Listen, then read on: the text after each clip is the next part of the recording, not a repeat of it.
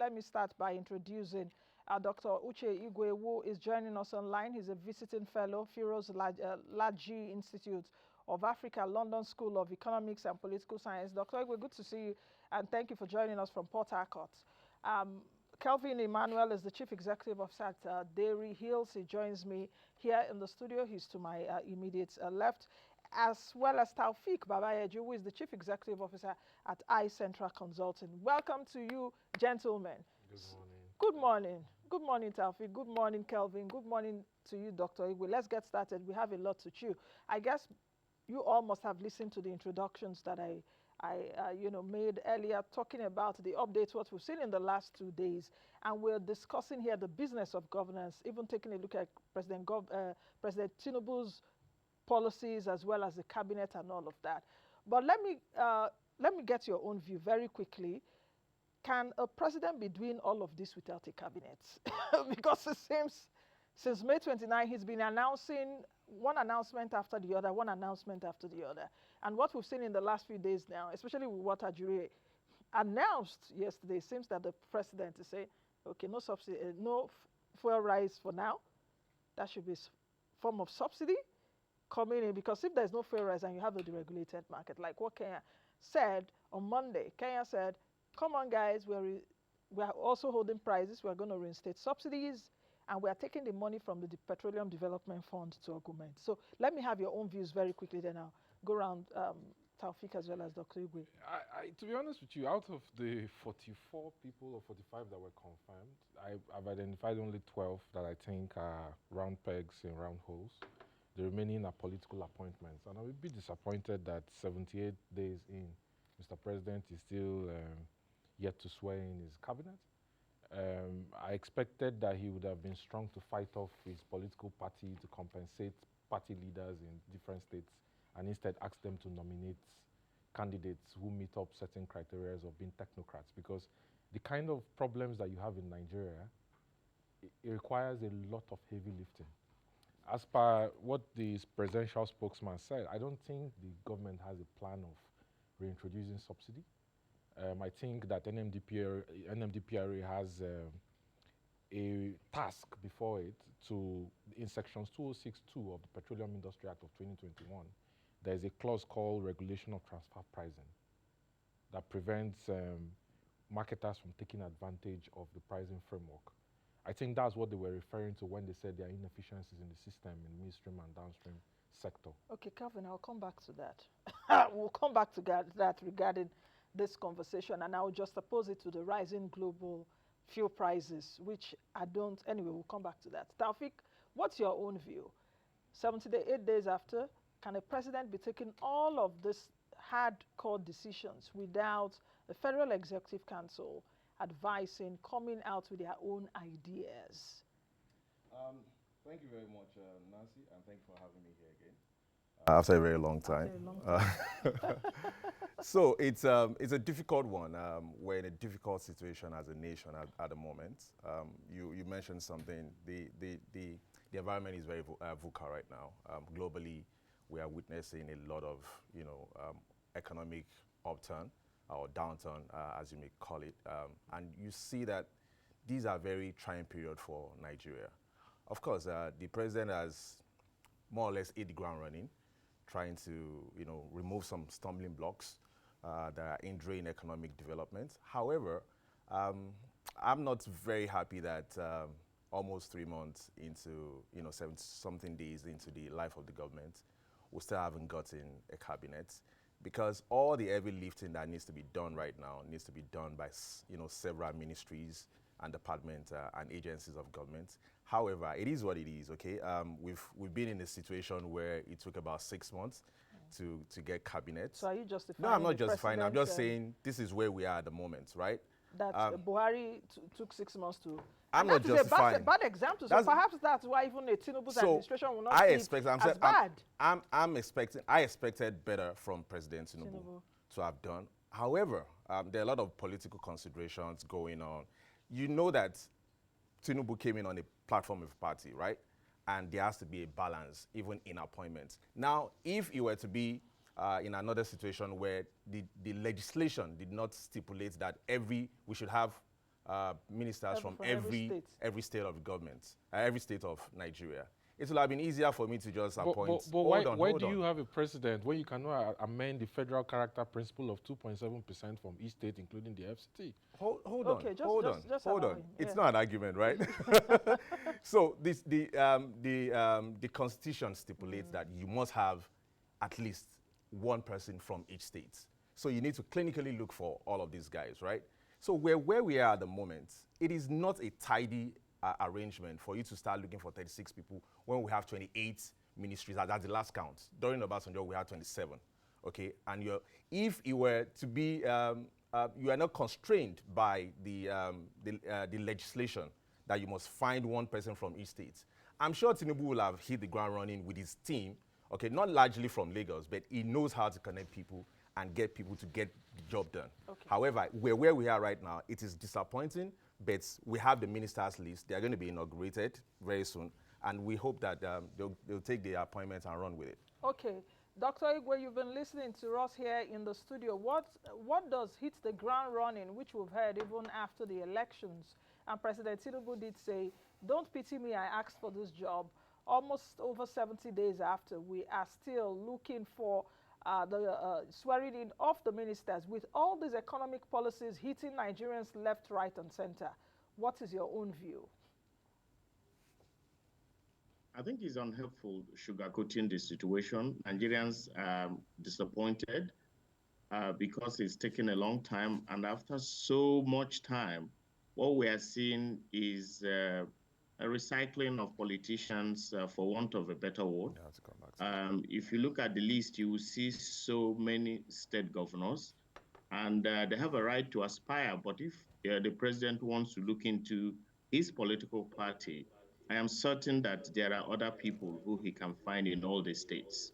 So it's a general feeling of disappointment. And the situation is there, as you all know, with a debt situation of, the last time I looked at it, is like 49.85 trillion, about $108 billion, with unemployment climbing up to 41%. And of course, you can see what the galloping inflation is all about. I think that the situation is urgent, and the cabinet, in my view, does not in any way reflect that, the kind of expectation, the kind of thinking we had that the president prepared for a very long time for this position does not reflect in his cabinet. I think he can do better, and the kind of politicians around. I mean, some people speculate that he has chosen these politicians, especially the former governors, for a purpose.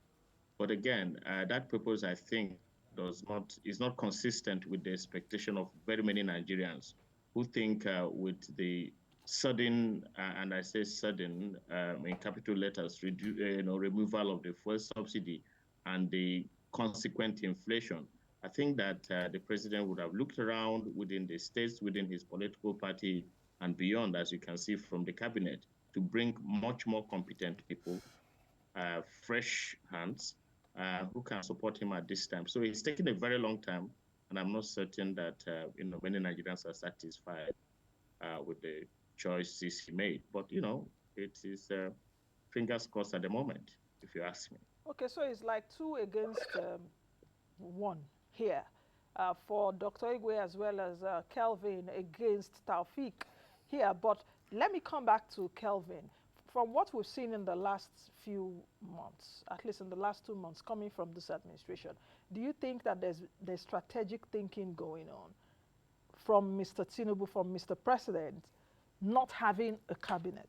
Strategic thinking in terms of, okay, fuel subsidy is gone, strategic thinking in terms of the unification of the Naira, strategic thinking in terms of monetary policy needs house cleaning, strategic thinking in terms of there's an independent auditor right now at the Central Bank of Nigeria investigating, strategic thinking in the area of the acting CBN governor coming out to say our diaspora remittances find its way to the black market. And if it finds its way to the black or the parallel market, or as they put it, yet the rates are not coming down there if there's so much supply. Strategic thinking for Mr. Shonubi also to come out about 2 days ago at the villa to speak about, okay, guys, if you're a forex speculator, just hold on. We're going to come up with actions in the next few days, and you will lose. Strategic thinking for Ajuri Ngelale to come out and say, this is what the president is saying, hold fuel prices yet, and all of that,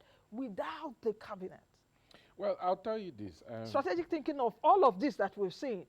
To be fair to the president, I'll tell you, he inherited a horrible situation from the immediate past president. Nigeria has never had about 72 trillion naira in debt.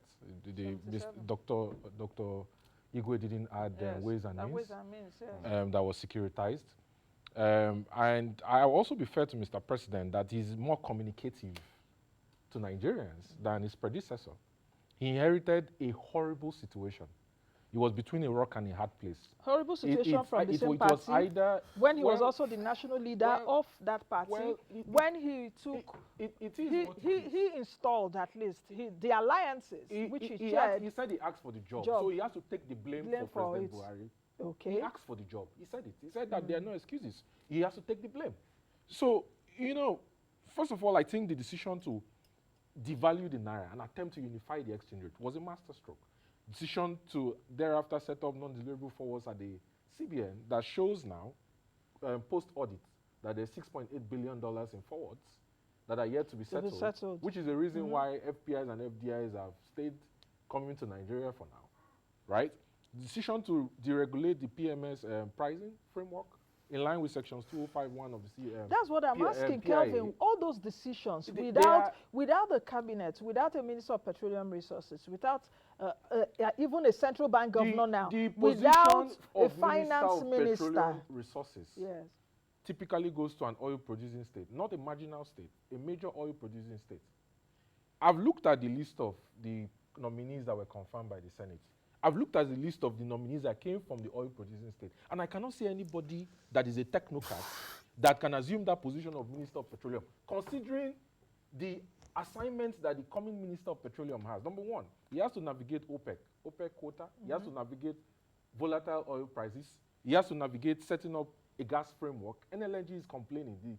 I heard the CEO of NLNG saying that they need policy guidance and clarifications on how offshore gas field for condensate and associated gas will work. NNPC is going ahead to do a JV with Gola for setting up a floating LNG, FLNG. Where does NLNG come in terms of developing Train 8, Train 9, and Train 10?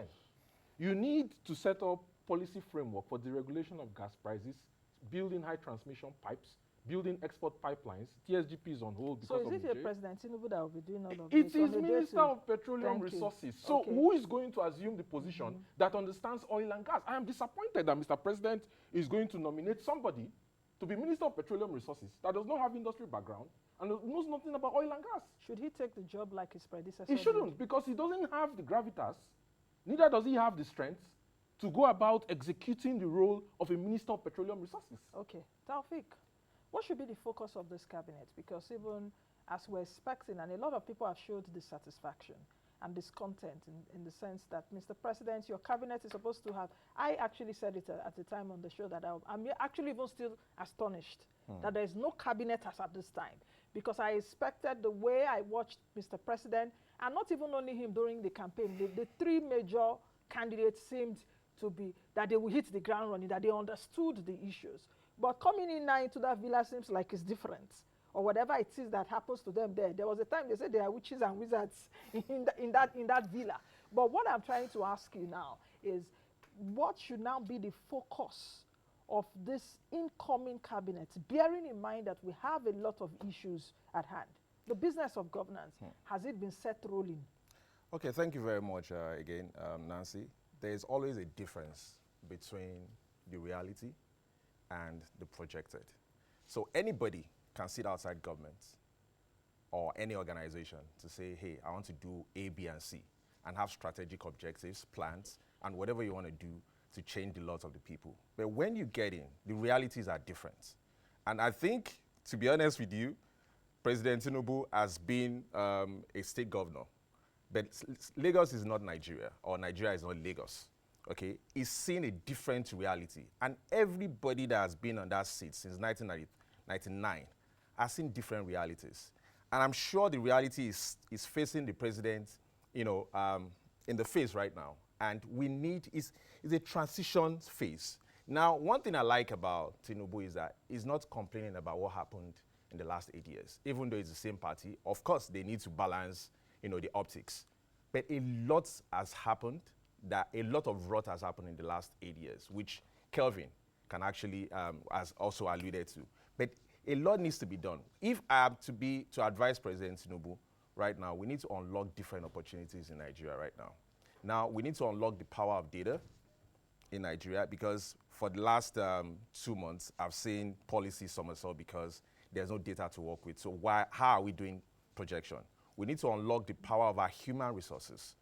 Of course, now Nigeria is about the very most populated country in the whole of Africa. How are we using our human resources? Of course, there has to be some strategic direction, which of course, if the president has strategic thinking, he cannot execute it by itself, because we have different portfolios that will help. Are you satisfied with the number that you've seen so far? 45 ministers confirmed, at least by the Senate. The remaining 3 are yet to be confirmed, though that we're also hearing that El-Rufai says he doesn't want the job again. But I've not heard it from him, or a statement from him. I don't know if you have heard anything from him directly that he doesn't want the job again. But how satisfied are you with the 45 people? So we've because Kelvin did his own analysis that out of the people that he had seen, there's not one, for example, that could fill in that petroleum minister position. Okay, so we've in terms of competence. Yeah, we've overed between 42 to 43. Or the last 40. one was 42. 42, yeah. Yes. No, but at the end of President Tinubu's, Buhari's regime, he had 43, effectively, when he reshuffled. He added some people, so we had 43. Obasanjo, at the end of his term, had about 40. Okay, and we've overed between 27, 28 ministries, and we've had some mergers and all of that.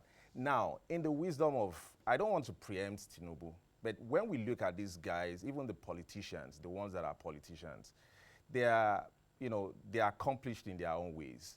And it is still early days. Nobody has been assigned any portfolio. We should start comparing and contrasting when we have the portfolios given. And I'm just looking at, because I was very hopeful that the portfolio will be announced this week. And also, we should get to a place where even before somebody is announced, his name is announced with the portfolio, so that we can even start having conversation whether this person is the right person to do the job. But for me, I think we should have this conversation again after the portfolios have been announced, okay, so that we don't start judging them. For example, let me give you an example. Someone like Olubunmi Ojo, I looked at the guy's profile, very young man, and I've seen that guy is, apart from being a politician, you may say he's a politician, that's a guy that has had about 18 certifications, in IT. So if that guy sits pretty well in digital economy, I don't know, it's gonna be a very good fit. You have somebody like Bosun Tijani, who is gonna be a good, ICT or whatever role is given to him. But I don't want to preempt, right? So we can look at people that are politicians and discard them and say because they are politicians. But a lot of these guys, are you talking about the guy from Jigawa? What's his name? The governor. What's his name? I'm trying to remember. The former governor of Jigawa State. Is that what person? Baduru. Baduru. Yes. He did very well in agriculture. Okay, he transformed agriculture in his states. So if somebody like that sits pretty well in agriculture, he would do a fantastic job. Okay. So we need to look at a balance of technocrats. Hold on, sir. A technocrat and the balance of technocracy and politician, because we also need a very good understanding of the political environment to be able to navigate. Now, I will come back to you, Kelvin. Let's go over to Dr. Igwe. Among the numbers that have been screened and confirmed by the Senate, the other 3 we here are waiting security screening, though I mentioned earlier former Governor El-Rufai says, allegedly, because I've not gotten a confirmation from El-Rufai that he doesn't want the job anymore. Now, among those people that have been confirmed and are waiting their positions from Mr. President, are you satisfied with the balancing so far between technocracy as well as political considerations? Do you have more politicians than technocrats among those 45 people, or do you see it as a balance? Or again, let me also put in this. Do you think that as Mr. President Tinubu is adjudged as a master strategist or a master political strategist, do you think that he was able to do this with his cabinet? Because I spoke to former governor of Ekiti State, Governor Fayemi at the time. That was, I think, in April or was it May? And he did tell me at the time, he said, when President Obasanjo was there as president, that President Obasanjo brought in technocrats and he, used his chest to weather the political storm. He put in technocrat there to fix Nigeria's problem at that time.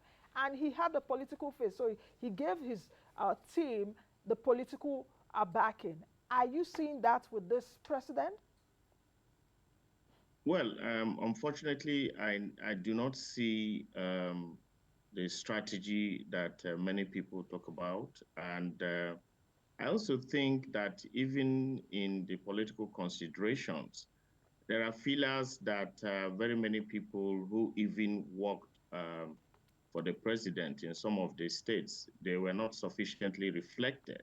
So in my view, it does not reflect even the strategic politics and as well as the so-called technocrats. I think it's lacking in both and for several reasons. First is that many people ask, why can't these former governors do other things? Many of them have been part and parcel of the former administration, and the expectation is that there needs to be the Tinubu team. I mean, we heard a lot about the Tinubu team of strategists and technocrats, let me borrow your word, who have been working behind the scene for many years on this project. And if you look at his cabinet, we can't find them. So I'm worried, and many Nigerians are worried. Doctor, why did you say you can't find them? Aren't you seeing perhaps like a Wale Edun? Wale Edun, yeah. On that, Wale is just one out of 43. One out of 43 is a very small number. Like, for example. And let me tell you, Ma, there are so many states, where so many people who they didn't expect. And I don't want to talk about a specific state. For instance, especially in the southeast and south, there are so many people who popped up on that list, who even core politicians think that, they have not been part and parcel of the Tinubu project, for want of a better way to describe it. So I think that there's excessive political expediency, and there are very many people who are opponents of the Tinubu administration who call the cabinet a rerun cabinet. Whatever that means, I don't know. So I don't think that it sufficiently reflects, contemporary politics, especially the new, faces of those who went into the states to campaign for the president. In fact, some say that they were those who were involved in the elections, because I think that there's a difference between those who were involved in the campaigns and those who were involved in the elections. And I'm sure you understand what I mean when I say that. There are so many people, who didn't go out there campaigning for Tinubu publicly in the states, in the communities, in the grassroots, who were sort of, did a bit of political trade-offs here and there towards the elections, and you saw that their names popped up. So there's a bit of discontent even within the Tinubu team in many of the states, because there are so many names they expected that will reflect, the Tinubu movement in the states, and those names did not appear.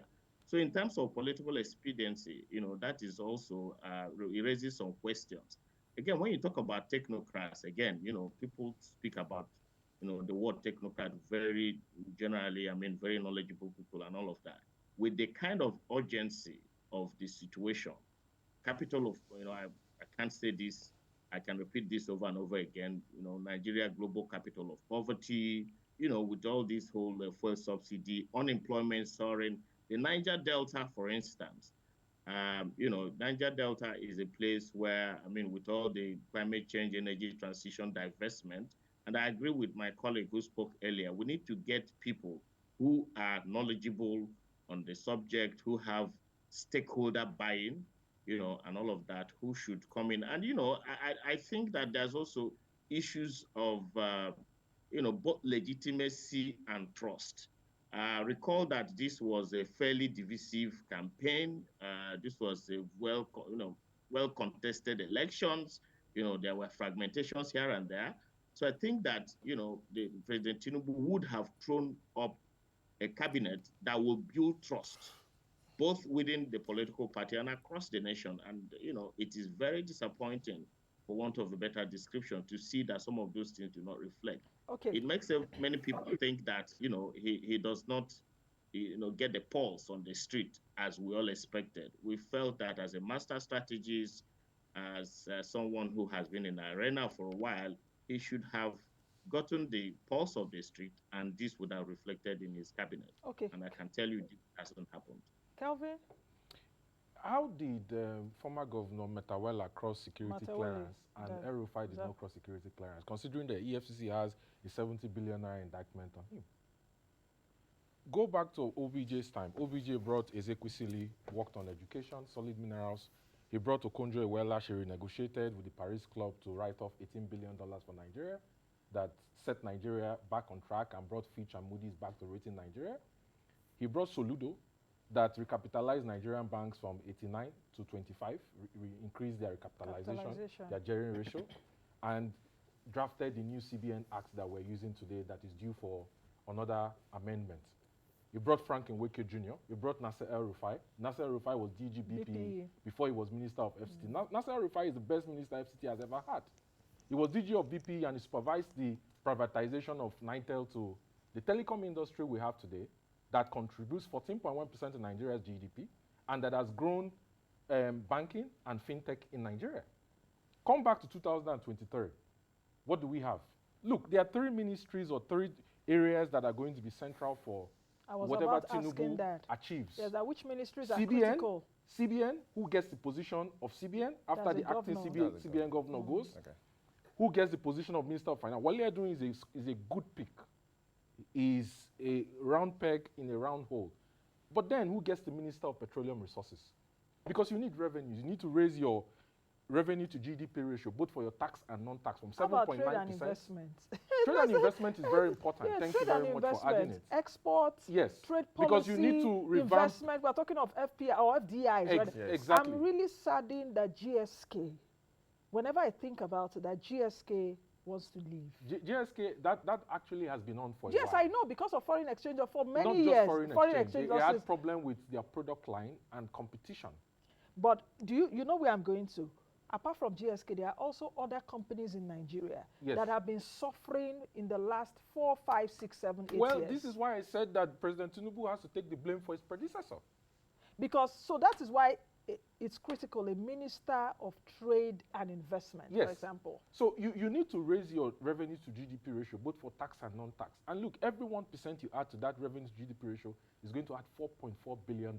Okay, so for you, a minister of finance, a CBN governor, trade and investment, petroleum, which other ministry is key? Not saying that other ministries are not important. And this is why I feel like El-Rufai would have been a very good pick for the Ministry of Power. Irrespective of the division, supposed division that they say that Nigerians El-Rufai or that he has that we have a tendency of focusing, majoring on the minor and minoring on the major. Why are Nigerians not asking why a governor, Matawalle, that has a 70 billion naira indictment by EFCC, cleared security clearance at DSS, but Abdulrashad Bawa, is in DSS detention until today? Why? So are you saying that Nigerians asking the same question of El-Rufai is also wrong? Why are they not asking about Matawalle? In the same country, El-Rufai would also come up with some statements that didn't go down well with a lot of Other people have also made statements that didn't go well. So are you saying that we should now reward bad behavior? Whether it's a Matawalle or it's an El-Rufai or it could be anyone. Some but let me bring in on that list have said worse than El-Rufai. Okay, let me bring in Taopheek. What's the question? Yes, the question now will be this: what we have right now with President Tinubu, these proposed or incoming ministers, what will be the unique selling points of these cabinets? Because like Kelvin has mentioned, during Obasanjo days, as well as even Jonathan, we had what we call the star ministers. Yeah. Buhari days, I didn't see them, I'm sorry. Yeah. Many Nigerians will not even cannot say these are 5 ministers. But during Obasanjo and even Jonathan days, you can confidently even beat your chest and count 5 or 10 ministers. So what will be the unique selling point of this cabinet? Yeah. Especially with the multitude of problems that we have right now. So I'll say to you that it is entirely the prerogative of president to choose who he wants to work with. And it is very, very early days for us to start judging the cabinet before they even resume. No. He's done that already. Yeah, he's done that. What the 45 people you have now? Yeah. You look at it now. What is the unique selling point of these people? Okay, of what will be the unique selling point of Mr. President's cabinet? It's just that he hasn't given them portfolios. Yes. Right. So, okay, so you want us to start discussing individuals, which I'm trying to run away from, okay? So again, if you have... They are already in the public space, yeah. Taopheek now. So hold on, You actually also said earlier that there is a Basu Tijani, for example. Okay, so I've given you names. These okay, he are has public mentioned people names now. because we don't know the portfolios yet. However, when you look at, because I've taken but time you to can say look, this is a good fit hold on. for social I've position. looked at the profile of these guys. I looked at Ambassador Tuga, for example. You need somebody to work on our foreign policy.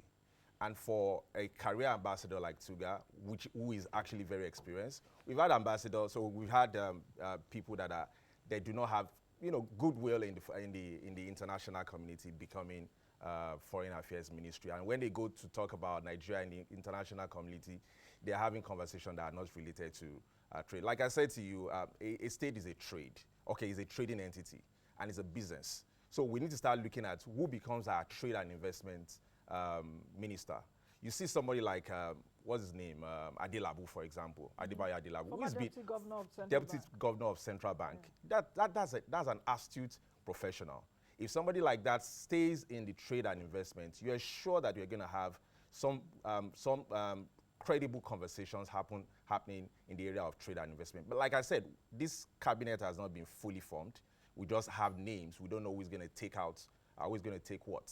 So you look at someone like Dangiwa, who is an architect, who was also a minister of, a former MD of Federal Housing Mortgage. If that person sits down in the Federal Mortgage Bank, if that person sits in housing and infrastructure or whatever ministry you want to call it, it will do very well. So like I said, it's still very early days. And we need to be careful about how we judge this cabinet before it actually takes off. Right? Okay, Dr. Igwe, it's still early days. We shouldn't judge a book by its cover yet. According to Taopheek, we should hold on. We shouldn't, postulate. But I also know in other climes, of course, a lot of us will watch CNN, will watch BBC and all of that. And when a certain announcement is made, you see that media stations just go into analyzing, even putting square peg in square holes or round peg immediately, even before whatever happens. Should President now be given that, space that, okay, it's not up to 100 days yet. Do you think that that is a good conversation to have right now, bearing in mind where we are as a country and as an economy? Then secondly, we're talking about the cost of governance. If Mr. President if he eventually has his 48 ministers, this will be the largest in history since 1999, and we're talking about the cost of governance. What's your view concerning this? Well, I think that first, I don't agree with my colleague. I think that it is in line to continue to postulate and speculate and analyze the ministerial list and even make intelligent guesses as possible portfolios they'll be getting. I think that most of the names are people we know their antecedents. And, you don't learn to write with left hand at old age. Some of these people who my colleagues have referred to, who have EFCC indictments, or people who have one challenge or the other, they're not going to get into the cabinet and suddenly change overnight. What we are saying is that looking around the country, there are many more talented people, even within the president's political party, who he would have nominated to spare himself these kind of conversations that are going on. And to your second question, I think that the numbers is inconsistent with what we felt was the implementation of the Rassanian report on reducing cost of governance and merging of many ministries. I think that if you look at the list is fairly bloated and, like you said, the highest. So I don't know how the president will put this side by side on the issue of reforms and the kind of implementation strategy and the white paper that was produced from the Rational report. As you recall, there is a recent consequence of that report on the civil service directors who are more than 8 years, who have served, for 8 years or more in their position in the civil service in Nigeria, have automatically been asked to step aside. So if you are reducing the numbers in the civil service, why are you increasing the numbers with political appointees? So I think there's some inconsistency here. And this also goes back, to the thinking that many people, are holding at the moment, whether there is a strategic port from where these things have been harvested from. Okay. I think that the whole back and forth, suggests that, the thinking through, the thoroughness that we expected for someone who prepared for so long, as we were told, for this position is not reflecting. Again, some are saying that it's too early. We will keep watching, we'll keep waiting. I am interested in the Niger Delta. I am thinking that, I posted a few days ago that Nigeria owes the Niger Delta. When I mean debt. Because if you look around the Niger Delta, poverty is probably the highest. And I think that, it is important to, get the Niger Delta people, the right persons to run the Niger Delta. Okay, doctor, sorry I have to cut in here because I'm looking at our time. Would be wrapping up this in the next 1 or 2 minutes. Now you said let's make intelligent guesses. Among these ministers designates, who do you think could fit in whatever ministry? Just in a few seconds, quickly, before I come here. Well, I don't want to call names, but I think that in terms of priority, Niger Delta appears to me an important priority. And I think that I'm struggling, looking around. I wanted new faces who could, give a new face to the Niger Delta situation, give a sense of urgency with the issues here, especially while divestment is going on rapidly. And the climate change situation is forcing that, there needs to be new thinking and innovation. Okay. Another area that is there to me, apart from the Niger Delta, is maybe finance. And looking at Wale there, as somebody has referred to him, and that's the only person I think that I can refer to. I think that is a good fit. So yes, there are issues around the Niger Delta that the president needs to consider and fit with the right person. But yes, also someone that Wale Edun to fit into finance ministry. Okay. For you, Kelvin, very quickly. I think Ali Pate is a very good pick for health. For health. The lady who came from Cross River State, Beta Edu, can make a good Minister of State, Ali Pate. I also think Wale Edun is a very fantastic appointment for finance. I think Yusuf Tuga is a very good fit for Minister of Foreign Affairs. Like Taopheek said, you need to revamp Nigeria's foreign policy. As per petroleum, that is very dear to my heart. I've not seen anybody. You have a Joneno from Cross River State. He's a farmer. Okay, so he won't be a good fit according to you. He doesn't understand oil and gas. So with all the issues that Nigeria has, from Delta. He doesn't understand oil and gas. Okay. Who else? These are just the people you've mentioned. Well, there is the man who came from Federal Mortgage Bank. Yes, Dangiwa. Dangiwa, I think he's going to do very well in lands and housing. Yeah. Apart from that, I don't see, I think the lady from Imo State, Doris Anite, might make a good pick for Minister of State for Finance and Budget. How about Nkirukai Onyejocha from Abia, the former lawmaker? Because we're also talking about women even in that cabinet. Well, women, bring your first 9. Bring your best. They're already there. So among the women there now, you mentioned Beta. Beta Edu, yes, you mentioned Beta Edu. Yeah. Doris Anite has experience in banking and treasury and finance. She's going to make a good second to Wale Edu, Minister of State for Petroleum Budget. But outside of these names, I've seen. Taopheek, very quickly, a few seconds, we've got to go. Though you say I shouldn't box you into mentioning names. Come on, we're making intelligent guesses. And that's also the job of the media. I've made my own guess about someone like Adelabu, Boson Tijani, and the rest of them. For me, I think I'd like to have this conversation again when we already have portfolios. And would and we'll dissect now start them. dissecting them. So Okay. whatever we're doing right now is still the prerogative of the president to choose who The he wants to president could sit be listening, where. or even his aides could be Yes, listening. could be. Okay, exactly, for example, because the media of course, has a role to play. By default, someone like, what's his name?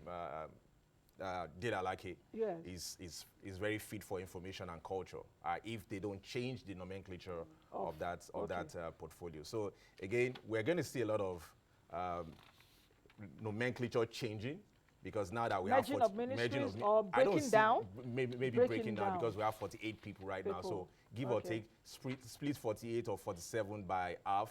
You're going to have like 20, I mean, what's that now? About 23 and a half. Nancy, Yeah, Nancy, so- We have to go, Nancy, gentlemen. Nigerians need to choose.